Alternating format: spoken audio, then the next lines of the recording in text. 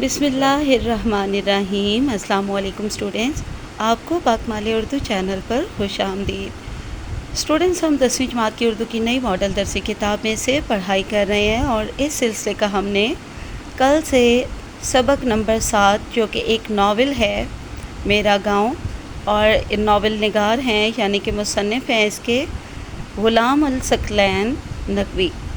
ان کا یہ پورا جو ناول ہے میرا گاؤں، اس میں سے کچھ حصہ لے کر یہاں ہماری درسی کتاب میں شامل کیا گیا ہے، اور اس کے پہلے 3 صفحات جو ہے وہ ہم پڑھ چکے ہیں۔ یہ صنف ادب کے اعتبار سے یہ سبق ایک ناول ہے، اور اس کا ماخذ جو ہے غلام الثقلین کی کتاب میرا گاؤں ہی ہے، ٹھیک ہے، یعنی کہ پورا مکمل ناول جو ہے۔ اور اس کے علاوہ یہ ہم نے کل پڑھ لیا تھا صفحہ نمبر 69، 70 اور 71 تک ہم نے اس کی پڑھائی کی تھی، یہاں تک بلا شک دوش دینا، ٹھیک ہے۔ تو یہ جو ہے آگے ہم شروع کرتے ہیں اس سبق کو۔ یہ چودھری اور معاذ الدین کے درمیان جو ہے بات چیت ہو رہی ہے۔ تو چودھری پھر جب معاذ الدین جب منع کر دیتا ہے کہ میں اپنے بیٹے ماہنے کو جو ہے وہ نہیں پڑھانا چاہتا، تو پھر چودھری کو اچھا نہیں لگتا، وہ ذرا زور سے روبدار آواز میں کہتا ہے معاذ الدین، ایسے اس کا نام لیتا ہے۔ سفید پوش کا بدلا ہوا لہجہ سن کر میرا باپ کچھ گھبرا سا گیا۔ میرا سے مراد ماہنہ ہے جو کہ یہ کہانی بیان کر رہا ہے، اور باپ جو ہے وہ معاذ الدین ہے، ٹھیک ہے۔ اور سفید پوش سے مراد چودھری صاحب ہیں جو کہ ہمیشہ سفید کپڑے پہنے رہتے ہیں۔ ویسے سفید پوش متوسط طبقے والوں کو بھی کہا جاتا ہے، لیکن یہاں پر جو مراد ہے سفید پوش، وہاں اس کے لفظی معنی ہیں سفید کپڑوں والا، ٹھیک ہے۔ کہو چودھری، نالے کے کنارے والے 3 کھیتوں کا ٹھیکہ اس سال مجھے پورا وصول نہیں ہوا۔ ہاں چودھری، نہیں ہوا، نالے میں اتنا پانی نہیں آیا تھا، اس سال جھلار سارا سال بیکار رہی، یعنی کہ کسی قسم کا کوئی فائدہ ہوا ہی نہیں، تو اس لیے کم دیے، پیسے کم دیے۔ میں نے اس سال کا باقی ٹھیکہ تمہیں معاف کیا، پر اگلے سال کو جو میں زمین کسی اور کو دے دوں تو تجھے انکار تو نہیں ہوگا معاذ الدین؟ زمین تیری ہے چودھری، میں کون ہوں انکار کرنے والا؟ میرے باپ نے کھوئے کھوئے لہجے میں کہا۔ کھوئے کھوئے لہجے میں یعنی آہستہ آواز میں یا دکھ بھری آواز میں کہا۔ چودھری جی، مولوی صاحب بولے، کل ماہنہ اسکول پہنچ جائے گا۔ کیوں چودھری معاذ الدین؟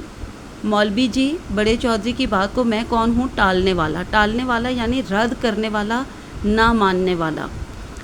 ماہنے کو مدرسے بھیجنے میں اس کا کچھ بھلا ضرور سوچا ہوگا، بھلا یعنی کہ بہتری۔ میرے باپ نے ہارے ہوئے لہجے میں کہا۔ ہارے ہوئے یعنی شکستہ لہجے میں یا شکست خوردہ لہجے میں۔ دوسرے دن میں سلی کے ساتھ اسکول پہنچ گیا، اور اب 4 سال سے میرا اور سلی کا ساتھ تھا، پر ان 4 سالوں میں میں اور سلی دوست نہ بن سکے تھے۔ میں پڑھائی میں اس سے زیادہ ہوشیار تھا، ہوشیار یعنی تیز تھا، ذہین تھا، پر سلی مجھے اپنے برابر نہ سمجھتا تھا۔ ہم ایک ہی برادری کے لوگ تھے، یہ اور بات ہے کہ سلی کے باپ کے پاس ہم سے کہیں زیادہ زمین تھی۔ ہماری زمین تقسیم ہوتے ہوتے 1-2 کھیتوں میں بٹ گئی تھی یعنی حصوں میں ہو گئی تھی یا تقسیم ہو گئی تھی۔ پہلا سال تو ہم دونوں اکٹھے مدرسے جاتے اور اکٹھے واپس آتے رہے۔ اگلے سال ہمارے گاؤں کے کچھ اور لڑکے بھی اسکول میں داخل ہو گئے تھے۔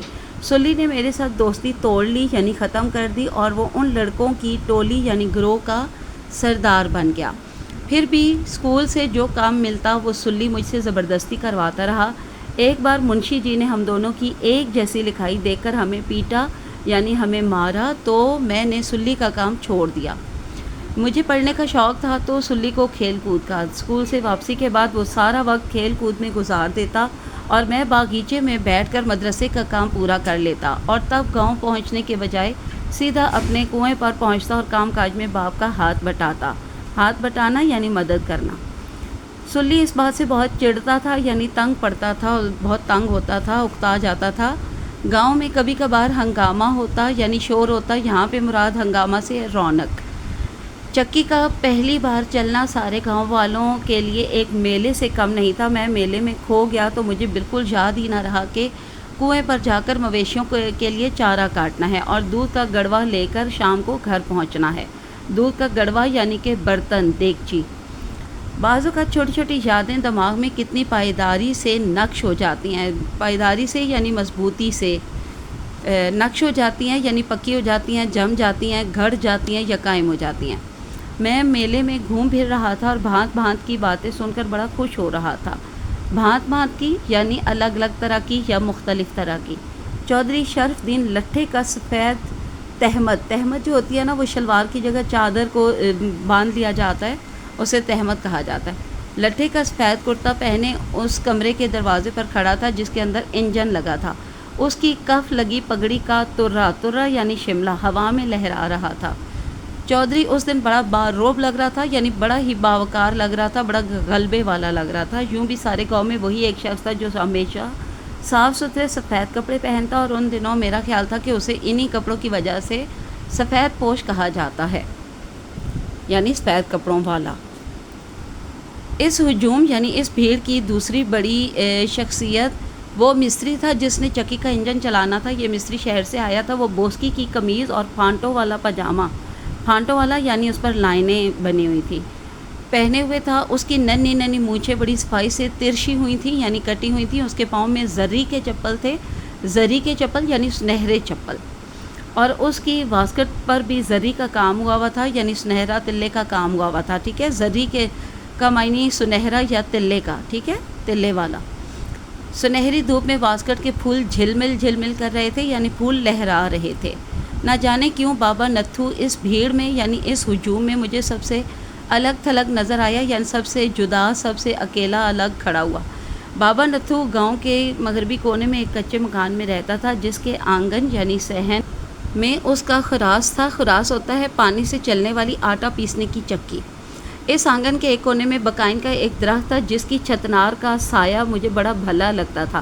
چھتنار یعنی اس کے اوپر جو بہت زیادہ گھیرا تھا، اس کی ٹہنیوں شاخوں کا پتوں سے بھرا ہوا۔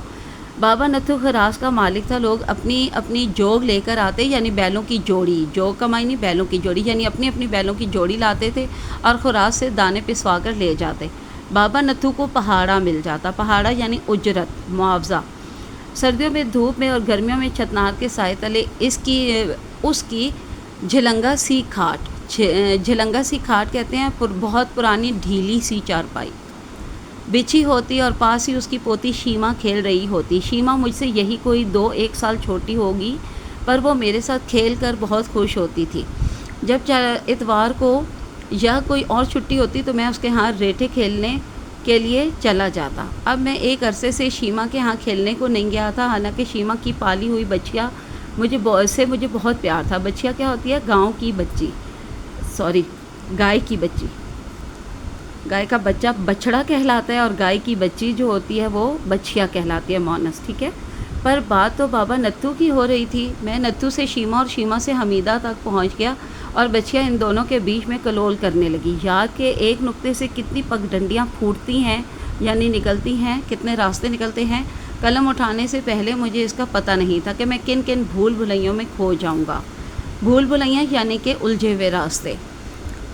میں بابا نتھو کے پاس جا کر چپ چاپ کھڑا ہو گیا۔ شیطان کا کارخانہ، بابا نتھو بولا۔ میں نے سمجھا بابا نتھو نے مجھے کچھ کہا ہے۔ میں نے بڑے بھول پن سے کہا، یعنی معصومیت سے کہا، بابا میں تو ماہنہ ہوں، شیطان کا کارخانہ۔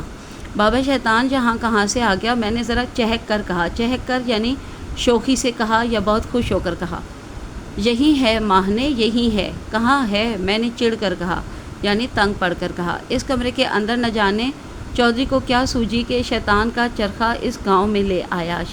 شیطان کا چرخہ یعنی چکی کا انجن۔ یہ انجن والی اب چکی وہاں پہ چودھری لایا تھا نا، تو چکی کے انجن کو کہہ رہا تھا۔ لوگ میلہ دیکھنے آئے ہیں۔ میلہ؟ ابھی شیطانی چرخہ چلے گا گھرر گھرر، اور پھر دیکھنا کہ کیا ہوگا۔ گاؤں سے ساری برکت اڑ جائے گی۔ کبھی شیطان بھی انسان کا دوست بنتا ہے؟ پر بابا یہ تو آٹا پیسنے کی چکی ہے۔ گل بہار میں تو کئی سالوں سے یہ چکی چل رہی ہے، وہاں تو کچھ بھی نہیں ہوا۔ میں نے دانا بنتے ہوئے کہا۔ دانا یعنی عقل مند۔ لڑکے میں بھی جانتا ہوں، پر اس کے چلانے کو نہ بیل جوتتے ہیں، یعنی بیلوں کو بھی نہیں اس میں باندھا جاتا، نہ گدھے گھوڑے۔ پھر شیطان کے سوا اور کون ہے جو اسے چلاتا ہے؟ مجھ سے کوئی جواب بن نہ پڑا، یعنی مجھے کوئی جواب نہ سوجا، کوئی جواب نہ آیا۔ تو بابا نے کہا، بول ماہنے، کون چلاتا ہے چکی کے پاٹوں کو؟ میں کھلکھلا کر ہنس پڑا۔ کھلکھلا کر ہنسنا یعنی زور سے ہنسنا، دل کھول کر ہنسنا۔ وہ مستری اور کون؟ مصری انسان ہے یا جن؟ انسان۔ میرے خراش کے پاٹ تو اس وقت گھومتے ہیں جب بیل مل کر زور لگاتے ہیں۔ اس چکی کے پاٹ تو ان سے کہیں بڑے ہیں ماہنے، مجھے تو نظر نہیں آ رہے۔ جب وہ چھکڑے پر لے کر آئے تھے تو میں نے دیکھے تھے۔ اب بتا، شیطان کے سوا کون ہے جو انہیں چکر دے گا؟ سفید پوش اچھا بھلا آدمی تھا، نہ جانے اسے کیا سوجا، یعنی اس کے کیا سمجھ میں آئی یا اس نے کیا سوچا کہ گاؤں میں شیطانی چرخہ لے آیا۔ اس اثنا میں شیما بھی آ گئی۔ اس اثنا میں یعنی اسی وقت اس نے پوچھا، ماہنے تم اب ہمارے ہاں کیوں نہیں آتے؟ پڑھائی لکھائی سے وقت ہی نہیں ملتا، اور اب میں بڑا بھی تو ہو گیا ہوں۔ کتنے بڑے ہو گئے ہو؟ بابا نتھو نے مسکرا کر پوچھا۔ 1-2 مہینوں میں چوتھی پاس کر لوں گا تو 13 سال کا ہو جاؤں گا۔ پھر کیا ہوگا؟ میں اور پڑھوں گا اور پھر پٹواری لگ جاؤں گا۔ تو اب تم ریٹھے کھیلنے بھی نہیں آؤ گے ماہنے؟ شیما نے پوچھا۔ نہیں۔ گوری کو دیکھنے نہیں آؤ گے؟ کون گوری؟ بھول گئے؟ وہی بچیا جو ہم نے پار سال لی تھی۔ بچیا یعنی گائے کی بچی، پار سال یعنی پچھلے سال۔ وہ بچیا، تو تم نے اس کا نام گوری رکھ دیا ہے؟ گوری کو دیکھنے کے لیے میرا جی للچا گیا، یعنی میرے دل میں بھی لالچ آیا، میرے دل میں بھی خواہش آئی کہ میں اسے دیکھوں۔ میں کسان کا بیٹا ہوں، مجھے ڈھور ڈنگروں سے اب بھی پیار ہے۔ ڈھور ڈنگر یعنی مویشی۔ اور اس وقت بھی وہ بچیا کیا تھی؟ پارا تھی، پارا، بہت تیز، یعنی کہ سارے آنگن میں کدکارے لگاتی پھرتی تھی۔ کدکارے یعنی چھلانگے۔ سرخ رنگ، بے داغ یعنی صاف بغیر داغوں والا، چھریرا بدن یعنی متناسب ڈیل ڈول۔ 2-4 سال بعد وہ گاؤں کی سب سے زیادہ خوبصورت گائے بن جائے گی۔ تب میں نے لڑکھڑاتی ہوئی زبان میں کہا، میں گوری کو دیکھنے آؤں گا شیما، پر چھٹی کے دن۔ لڑکھڑاتی ہوئی زبان یعنی کہ لکنت والی یا رک رک کر بولنا، صحیح نہ بول پانا، ٹھیک ہے۔ اور تب میری توجہ گاؤں کی طرف سے آنے والی عورتوں پر لگ گئی۔ ان کے سر پر گٹھڑیاں تھیں، یعنی کہ بنڈل اٹھائے ہوئے تھے۔ سب سے آگے چودھرائن تھی، پر اس کے سر پر گٹھڑی نہیں تھی۔ اس کے پیچھے حمیدہ تھی جو گٹھڑی اٹھا کر ٹھمک ٹھمک چل رہی تھی۔ ٹھمک ٹھمک یعنی بڑے ناز نخرے سے چل رہی تھی۔ اپنے صاف ستھرے کپڑوں کی وجہ سے وہ باقی عورتوں سے الگ تھلگ معلوم ہو رہی تھی۔ جب وہ چکی پر پہنچی تو سفید پوش نے کہا، مستری تم انجن کو گرم کرو، مولوی جی بسم اللہ کیجیے اور اپنے ہاتھ سے دانے چھاننے میں ڈالیے۔ چودھری نے کہا۔ مولوی جی نے کچھ آیتوں کی تلاوت کرتے ہوئے حمیدہ کی گٹھڑی اپنے ہاتھوں میں لی اور لکڑی کی 2 سیڑھیاں چڑھ کر اوپر تختوں پر پہنچے اور مستری کی مدد سے دانے چھاننے میں انڈیل دیے۔ دانے ڈالتے ہوئے مولوی جی کانپ رہے تھے اور سفید پوش مسکرا رہا تھا، یعنی چودھری صاحب مسکرا رہے تھے۔ جب نیچے سے آٹے کی دھار پہیے میں گرنے لگی تو چودھری نے ہاتھ بڑھا کر آٹا اپنے ہاتھ میں لیا اور بے اختیار ہو کر کہا، کتنا باریک پس رہا ہے، میدا ہے میدا، سلی کی ماں۔ جی، چودھرائن نے کہا۔ آٹے کو ذرا مٹھی میں لے کر دیکھو تو۔ چودھرائن نے آٹا مٹھی میں لیا اور انگلیوں سے مل کر دیکھا۔ اس نے چہک کر کہا، بڑا باریک پس رہا ہے۔ تب حمیدہ کی باری آئی، آٹا اس کی مٹھی میں آیا تو اس کے چہرے کی سنولاہٹ مسکرا اٹھی۔ سنولاہٹ یعنی سانولا پن یا سانولی رنگت۔ حمیدہ کے بعد سلی آگے بڑھا۔ مستری ایک گٹھڑی کے بعد دوسری چھاننے میں انڈیلتا رہا، یعنی کہ پھر تو لگاتار ہی اس انجن والی چکی میں آٹا پسنے لگا۔ تو چلیے، ہمارا یہ سبق، یہ ناول میرا گاؤں جو ہے وہ مکمل ہو چکا ہے، اور کل انشاءاللہ اس کی آپ کو مکمل مشق کا حل جو ہے وہ کروایا جائے گا۔ آج کے لیے اتنا کافی ہے۔ اللہ حافظ، فی امان اللہ۔